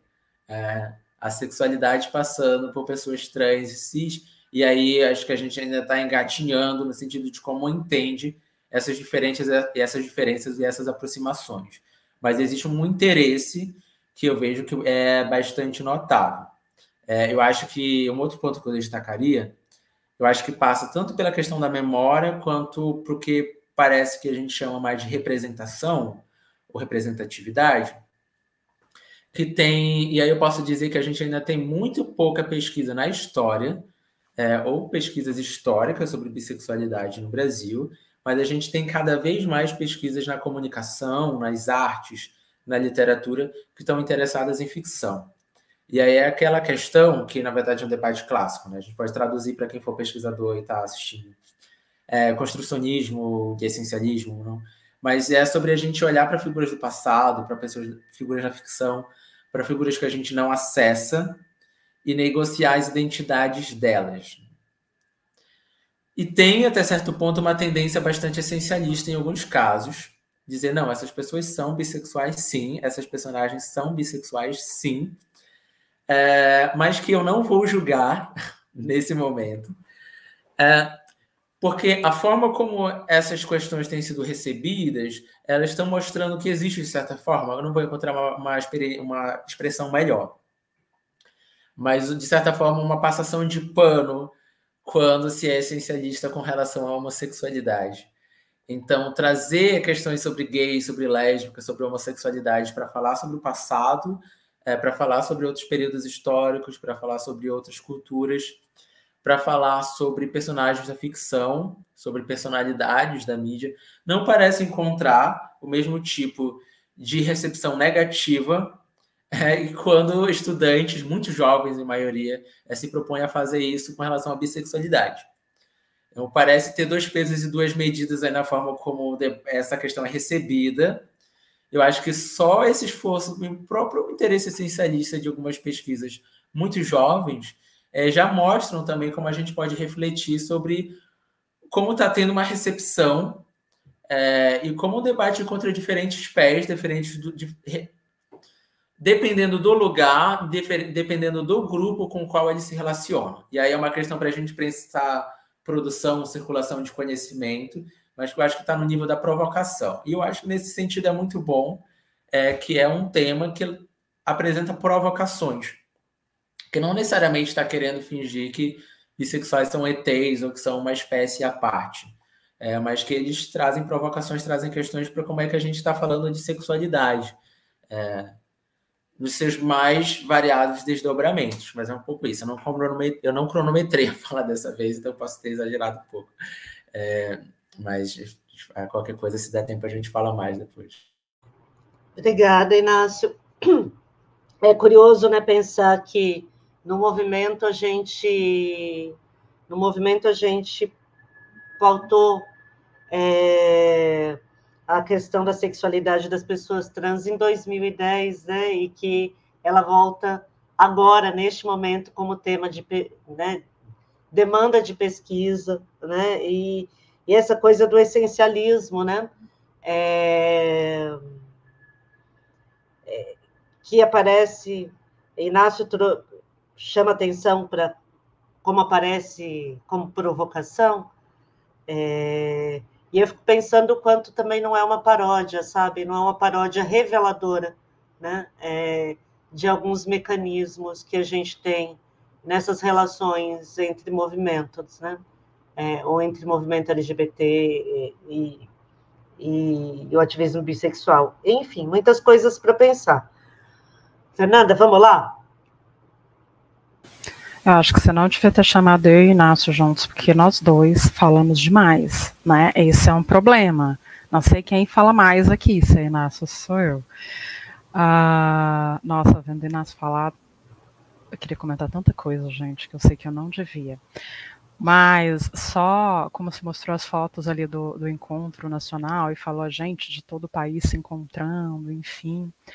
É engraçado porque naquele encontro, pessoas que eu já tinha encontrado 1 milhão de vezes e reencontrei ali, mas aquele espaço foi tão potente e tão forte que, por exemplo, foi o momento que a Dalcira Ferrão resolveu fazer parte do coletivo Bio, né, Dalcira Ferrão, que é de Belo Horizonte, enfim, com quem a gente sempre construiu, mas foi em Brasília, foi naquele momento catártico ali do encontro, em que a gente, novamente, dividindo uma mesa para falar sobre bissexualidade, naquele momento que ela falou, não, chegou a hora de entrar no coletivo Bio e ficar organicamente para além de uma colaboração que já acontecia há muito tempo. E eu disse que o coletivo Bio ele nasce com uma pretensão de ser um coletivo regional, mas isso ficou lá atrás, né? Quando a primeira mulher bissexual trans também entra no coletivo Bio, a gente muda o nosso nome, que era de mulheres bissexuais, lésbicas, para coletivo de mulheres bissexuais, lésbicas, trans e cis, a pedido dela, da Luna Oliveira. A Luna faz esse pedido. Eu lembro de falar, poxa, mas já é um coletivo de mulheres, para que colocar a trans e cis? Ela, porque não está posto, Fernanda. E não estava posto, como até hoje não está, né? Só reforçando essa questão. E hoje o coletivo Bio ele já ultrapassou as fronteiras de Minas Gerais, só pensando as ações de visibilidade bissexual que a gente já realizou esse mês, já teve em Ipatinga, já teve em Goiânia, já teve em João Pessoa, vai ter ainda uma atividade em Belo Horizonte, para quem está em Belo Horizonte, dia 29 de setembro, 2 horas no Parque Municipal, vai ter uma conversa muito legal, mas é isso, né? E aí quando vocês estão falando de pesquisa, só dizer que para a gente que está do lado de cá, né, eu não sou pesquisadora, não sou acadêmica, não sou nada disso, nem entendo uma boa parte do que vocês ficam falando aí, desses termos que vocês trazem, mas como faz toda a diferença para mim nesse processo, quando vocês são pesquisadores e estão dizendo que são também pessoas bissexuais, estudando a bissexualidade, isso faz toda a diferença, né? Faz toda a diferença quando vocês se afirmam desse lugar, em todos os espaços em que vocês estão, para além de simplesmente pesquisarem a bissexualidade, também a construção que vocês fazem fora do campo estrito da pesquisa. E aí quando o Inácio fala dessa questão da memória, enfim, dessa falta de registros históricos, falando de um outro lugar, no Brasil foi criado recentemente um grupo de trabalho temporário, que é uma continuidade dos trabalhos da Comissão da Verdade, da Memória e da Verdade, e foi criado pelo Ministério de Direitos Humanos e Cidadania, um GT de Memória e Verdade LGBTQIA+. Esse GT ele foi criado na perspectiva de trazer à tona as violações de direitos sofridas pelas pessoas LGBT para pensar em políticas de reparação pelo Estado brasileiro. Apesar de ser uma continuação dos trabalhos da Comissão da Verdade, ele não se restringe ao período da ditadura. Então, esse GT se propõe a analisar todo o período histórico do Brasil, desde a invasão até hoje. Esse GT ele foi criado, obviamente, sem pensar representação bissexual num primeiro momento, e não somente bissexual, também não pensou representação intersexo. Então, os movimentos foram bater a porta da Secretaria LGBTQIA+, e falar: não dá para vocês fazerem um GT que pretende falar das violências que a gente sofre sem que nós lá estejamos. Então, a Frente Bissexual Brasileira, ela aciona formalmente o governo, e a gente tem indicação de 2 nomes para integrar esse grupo de trabalho. E os 2 nomes indicados somos eu e Inácio. Inácio por esse lugar da pesquisa, eu por esse lugar da militância bissexual especificamente. E a gente está fazendo o levantamento dessas violações de direito, e nesses momentos a gente também está relendo alguns fatos históricos importantes. Algumas personagens que historicamente foram chamadas de homossexuais, mas que quando a gente vai ler sobre a trajetória de vida delas, a gente encontra o que está hoje dentro do que a gente chama de uma prática bissexual, que está dentro do que a gente chama hoje de bissexualidade. E aí, saber se essas pessoas hoje se afirmariam de um jeito ou de outro, mas se a gente não tem a voz delas sobre si, a gente tem que falar dos fatos que a gente tem. E nesse sentido, por exemplo, uma coisa que a gente trouxe, e que eu, enquanto movimento social, tenho, que não sou pesquisadora, não sou acadêmica, mas falo desse outro lugar, trago com muita tranquilidade e serenidade, é, por exemplo, Filipa de Souza, casada com homens, relacionava-se com mulheres, eu não sei como ela se identificava. É difícil saber se os relacionamentos que ela teve, casamentos que ela teve, foram casamentos de fachada, podem não ter sido. A gente não tem evidências para concluir que ela era lésbica. A gente tem fatos históricos que indicam uma bissexualidade. O que eu sei é que a mulher era uma bela de uma sapatão. Se ela era uma sapatão bissexual ou lésbica, talvez a gente nunca venha saber. Mas é preciso que a gente coloque o dedo nessa ferida. E a gente que está nesse lugar aqui, de movimento social, e que aí não tem essas preocupações que Inácio tem, eu acho que fica muito mais fácil de trazer as coisas desse lugar. Então, esse, por exemplo, é um nome que a gente está reivindicando uma releitura histórica, porque quando a gente pega essas violações de direito que aconteceram lá atrás, por que estão chamando ela de lésbica? Por que estão dizendo que não era sobre bissexualidade? A gente precisa falar sobre isso e também pensar o resto. E teve uma pergunta que é: quais são as políticas públicas, que assim a gente não dá conta de responder isso aqui, porque a gente tem 1 milhão de demandas de políticas públicas, mas eu acho que basicamente é considerar a bissexualidade na formulação de todas as políticas públicas, entender que a gente tem especificidades, que a gente sofre bifobia, que bifobia não é um nome que é mais parecido com a nossa identidade para a homofobia ou para a lesbofobia que a gente sofre. Não é isso, é diferente. Tem uma outra ordem, tem um outro lugar. Na verdade, se aproxima muito mais da transfobia, porque está nesse lugar de romper com a binariedade, está com esse lugar de dizer de uma fluidez que faz com que a gente seja atacada de uma outra forma. A gente tem, efetivamente, dados diferentes, por exemplo, de violência sexual. Saiu um boletim epidemiológico ano passado, especial em março, feito pelo Ministério da Saúde, especial das mulheres. Ele tem uma seção sobre as mulheres LGBT. E aí ele compila dados do SINAM, das notificações da saúde de violência de 2015 a 2021. Nesses dados, as meninas e mulheres bissexuais são as que sofrem mais violência sexual, segundo o que foi notificado pelo SUS, né? Segundo o que chegou no SUS, sofrem mais violência sexual do que lésbicas e trans. Segundo esses dados também, as mulheres bissexuais idosas são as que mais sofrem violência física, mais do que lésbicas, mais do que travestis e transexuais. Eu acho que a gente tem que entender por que nas notificações do SUS das mulheres LGBT, as idosas bissexuais sofreram mais violência física. A gente tem uma série de dados estrangeiros que a gente lança a mão já há muito tempo, né, como eu disse, a partir das traduções que começam a ser feitas pelo BSides. Então, essa questão da violência sexual, a gente já sabia, porque geralmente o que acontece lá fora, quando a gente tem os dados, a gente só observa a confirmação desses dados. Porque a gente tem estereótipos associados à bissexualidade. A gente sabe que quando você é uma mulher e abre a boca e fala que é bissexual, o assédio já vai vir na mesma hora, de pessoas de todos os gêneros e de todas as orientações sexuais. Né? Então, uma coisa não tinha como não estar associada à outra. A violência sexual no exterior já é reportada já há bastante tempo. Então, esse é um dado que a gente sabia, que a gente possivelmente também encontraria aqui se a gente tivesse esse levantamento de uma forma bem feita. Agora, esse da violência física contra idosos, se tem dado no exterior sobre isso, eu nunca tinha lido. Pode ser que tenha, mas eu nunca tinha lido. Qual que é o motivo disso? Eu não sei. A gente precisa pensar nas pessoas bissexuais, na formulação de políticas públicas para a gente conseguir superar a bifobia que incide nas nossas vidas. Né? A gente tem uma política de saúde integral LGBT desde 2011. Essa política fala de superar a bifobia, e essa palavra bifobia está lá porque Regina Facchini ajudou a colocar naquele momento inicial da sua construção. Mas não adianta só ter aquela palavra lá, se a gente não pensar na política de saúde. O que é a bifobia? Né? O que as pessoas bissexuais efetivamente sofrem? A gente precisa de formações específicas de profissionais de saúde para falar como abordar as pessoas.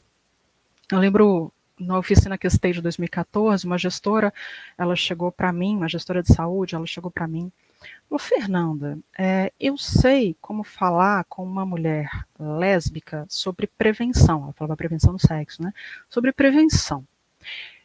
Eu também sei o que falar para uma mulher heterossexual. Mas se uma mulher bissexual chegar, o que eu falo para ela? Ela estava falando sobre prevenção do sexo, sobre evitar ISTs. Se ela sabia falar com lésbica, o que quase ninguém sabe, se ela sabia falar com hétero, por que ela não sabia falar com pessoas bissexuais? Se a gente tem que pensar nas práticas sexuais, quando a gente está pensando em prevenção, ela já tinha tudo. Ela não tinha o que ainda não se tem em muitos lugares, né? Ela não tinha capacidade de entender que a bissexualidade é existente, é uma orientação sexual válida como todas as outras. E quando uma pessoa se reivindicou desse lugar, simplesmente bugou o cérebro daquela pessoa e ela não conseguiu entender que ela já tinha todas as respostas. A gente precisa formar as pessoas para o básico. Às vezes elas já têm em mãos tudo que elas precisam para bem nos acolher. Elas só precisam parar e entender que, opa, talvez aquela pessoa ali que eu estou lendo como heterossexual, ela vai ser bi. Talvez aquela pessoa que eu estou lendo ali como uma sapatão lésbica, ela vai ser uma sapatão bissexual. Ela tem que entender isso, né? E compreender que isso vai fazer diferença no acolhimento. Eu lembro que no momento em que a gente ouvia menos a palavra com B, a ex-ministra Damares Alves foi uma das primeiras pessoas que eu vi falando do lugar da bissexualidade na educação, quando ela disse que estavam ensinando nas escolas as meninas a serem bissexuais. Não estão ensinando isso, né, gente? Isso é uma mentira. Mas é importante a gente pensar na bifobia nesse contexto educacional também.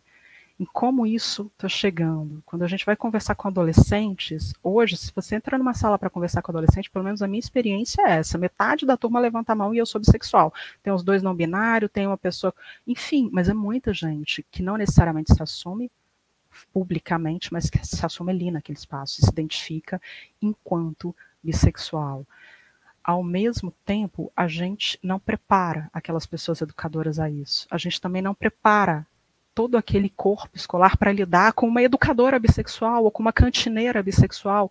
A gente não prepara as pessoas a lidarem com a bifobia.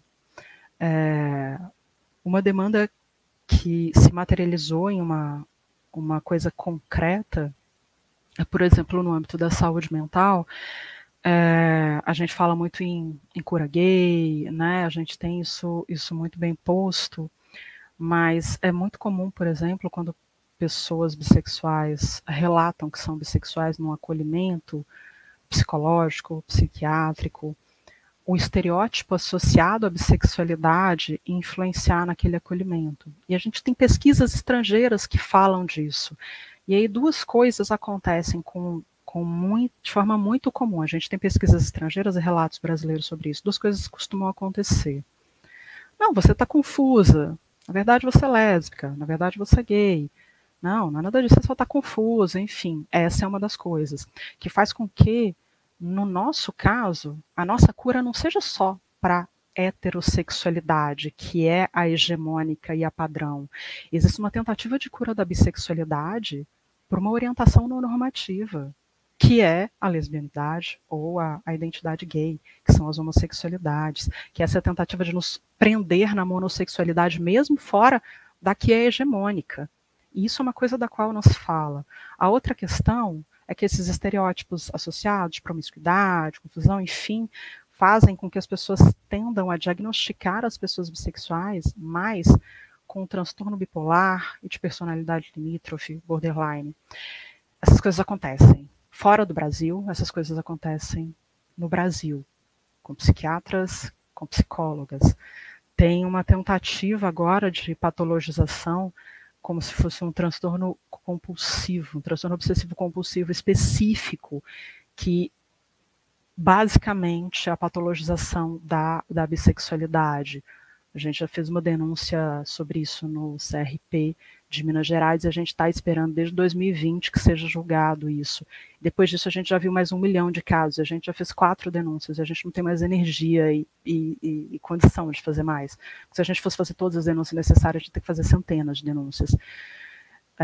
Mas a gente levou essas demandas, essas reivindicações para o Conselho Federal de Psicologia em 2020 e em 2022, a gente, numa mobilização iniciada pelo coletivo Bio, que reuniu todos os coletivos que depois viriam a construir a Frente Bissexual Brasileira, que é a Combi, o Grupo de Lésbicas Mulheres Bissexuais Maria Quitéria, o coletivo Amora, Frente Bissexual do Piauí, Bissexuais BR, coletivo Besides, deu 7, que são 7.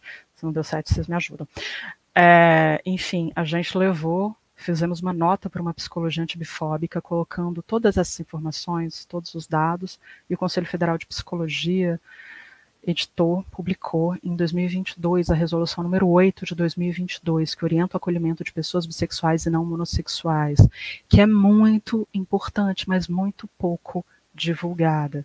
Se a gente for ver mesmo a divulgação que o CFP fez no dia 23, né, na segunda-feira da visibilidade bissexual, deu mais protagonismo à resolução 01 de 99 do que a 08 de 2022, sendo que isso é muito triste, porque a gente tem um marco, a gente tem um documento que é muito relevante, e a resolução 01 de 99, que impediu a promessa de cura das homossexualidades, ela é fundamental, ela é muito importante, completou 25 anos, mas ela não dizia sobre a bissexualidade, ela não fazia com que a bifobia, com que a gente conseguisse impedir, pelo menos ter uma questão específica em relação à bifobia na prática de profissionais, e por isso que a gente, inclusive, viu publicada a resolução número 8 de 2022.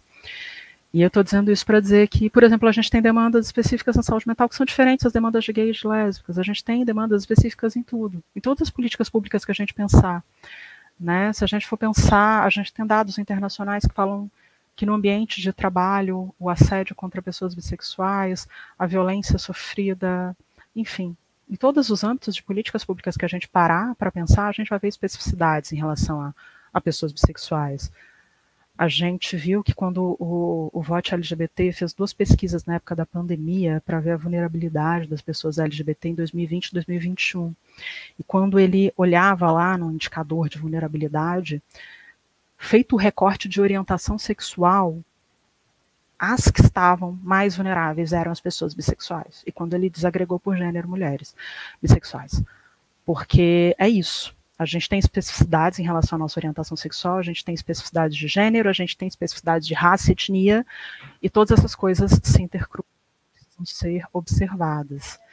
E a gente pode ficar longamente falando sobre isso. Fizemos recentemente um documento gigantesco para falar as nossas prioridades de políticas públicas para a Secretaria LGBTQIA+, e ficou muito grande, gente. Assim, estou tentando trazer alguns exemplos porque é muita coisa, mas é basicamente lembrar que a gente existe, não construir política pública sem a gente, não presumir o que a gente passa e tentar conversar com grupos organizados que pautam a bissexualidade para essas construções e pegar evidências científicas na hora de pensar isso. Não é o achismo, eu acho que não é desse lugar.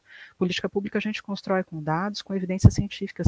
E a gente tem evidências, a gente tem dados, inclusive nacionais, para subsidiar tudo isso que a gente precisa construir. A gente só precisa que isso seja incorporado na prática e nas eleições municipais. Cobrem, depois que as pessoas forem eleitas, continuem cobrando. Super obrigada, Fernanda. Acho que a gente não tem mais questões, né? Eu acho que a gente cumpriu o que a gente programou aqui. Vocês gostariam de falar um minutinho, cada um, assim, fala uma falinha final mesmo? Só para deixar uma mensagem de tchau? Nossa, passou tão rápido, né, gente? O que eu queria dizer é sobre como... Acho que esse formato também de costurando coisas, né?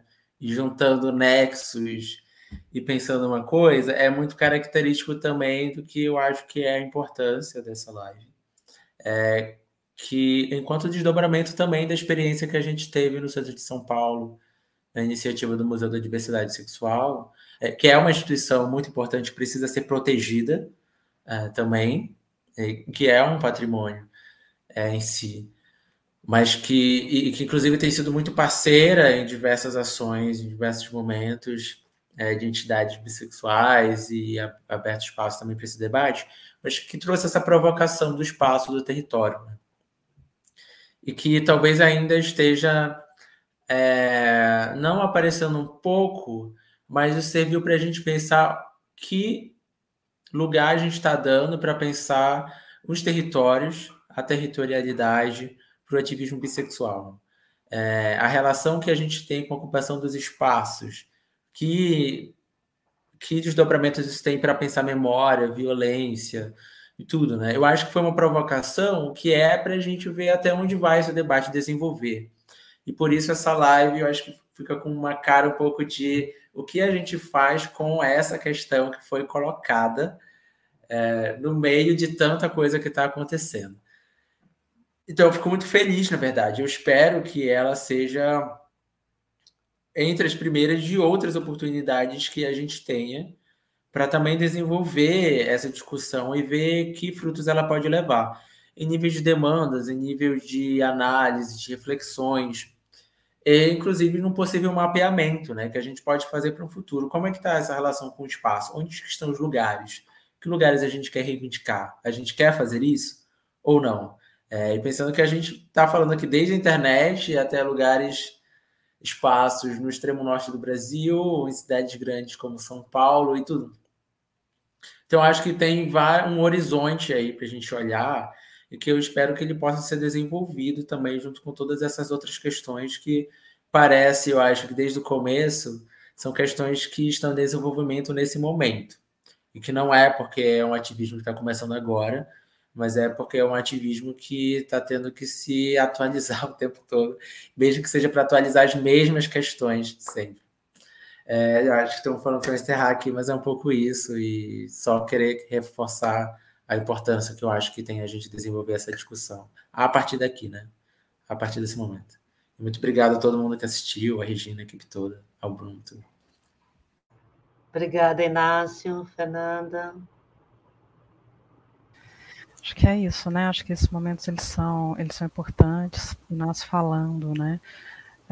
A gente está desde o começo do movimento LGBT, né? Sempre teve pessoas bissexuais nessas caminhadas que foram trilhadas, sempre teve gente que se dizia bissexual em todas essas construções.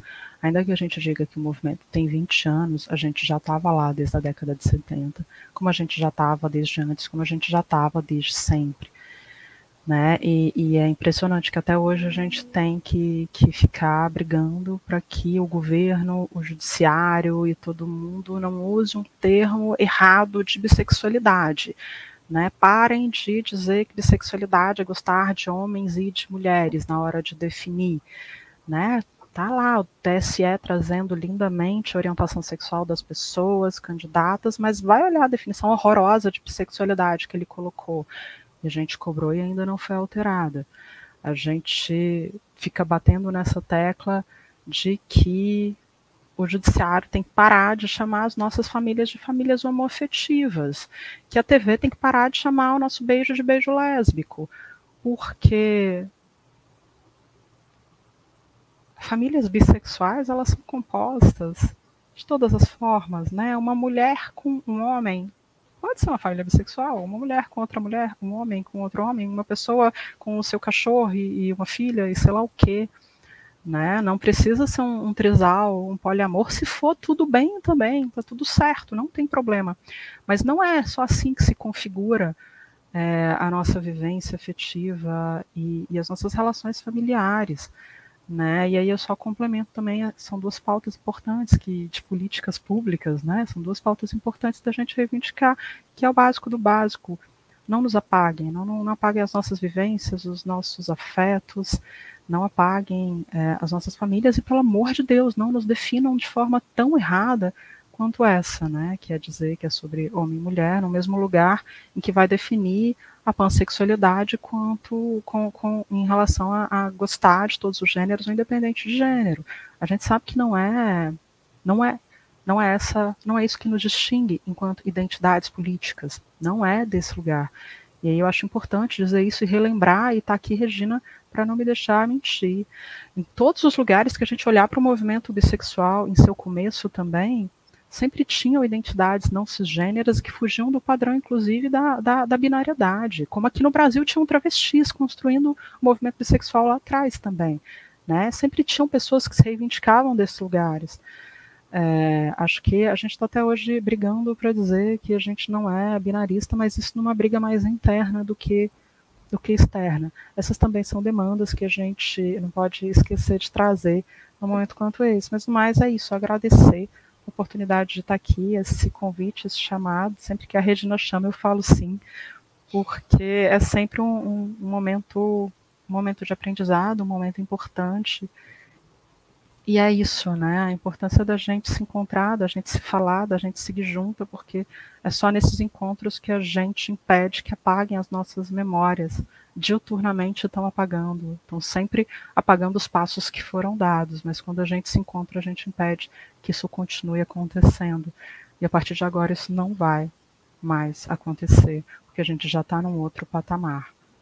Ainda que a gente fique brigando por um resgate, a gente já alcançou uma capilarização em um outro lugar que essas memórias elas não vão ser mais apagadas. Se houve um tempo em que eu entrei num comitê de saúde integral LGBT e era como se nunca tivesse tido uma pessoa bissexual, em Minas Gerais, e era como se nunca tivesse tido uma pessoa no Comitê Nacional Bissexual, sendo que a Regina já tinha passado por aquele espaço, e eu precisei que a Regina me contasse isso anos depois.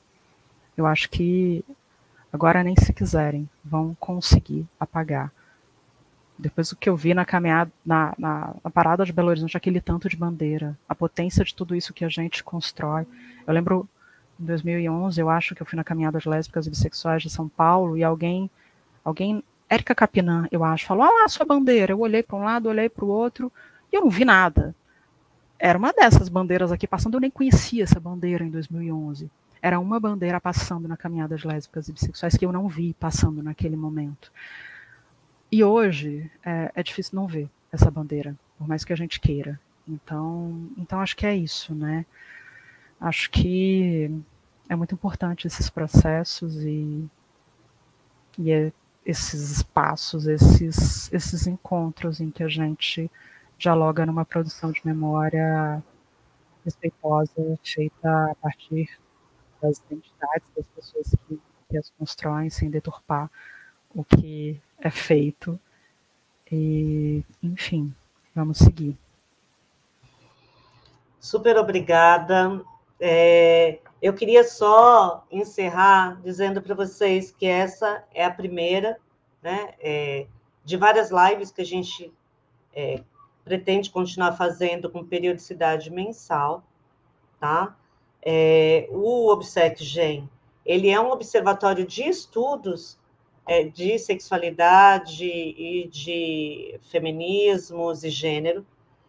Dentro do objetivo dele está produzir memória da produção de conhecimento sobre movimento LGBT, mas também, né, produzir memória de movimentos e de produção de conhecimento com relação ao movimento trans e com relação ao movimento bissexual. Então, né, essa conversa, né, que a gente está tendo aqui de, no começo do movimento, lá na década de 70, será que tinha bissexuais? Né? Essa conversa a gente vai retomar aqui. Né? Como é que era nos anos 90? A gente pretende retomar. Né? E aí, como é que foi mais detidamente, né, essa construção da frente bissexual? Também pretendemos retomar. Eu acho que ao longo deste final de ano e do ano que vem, a gente vai ter outras oportunidades de conversar sobre memória, ativismo e bissexualidade. Né? Então, sigam lá a gente, estejam atentos, porque a gente vai ter outras ocasiões de diálogo. Muito obrigada, gente, e agradeço demais ao Bruno, né, que integra a equipe de comunicação desse projeto, que é financiado pelo CNPq, né, e que está aqui nos apoiando na transmissão. Gente, muito obrigada, então, foi um enorme prazer. Obrigado, gente.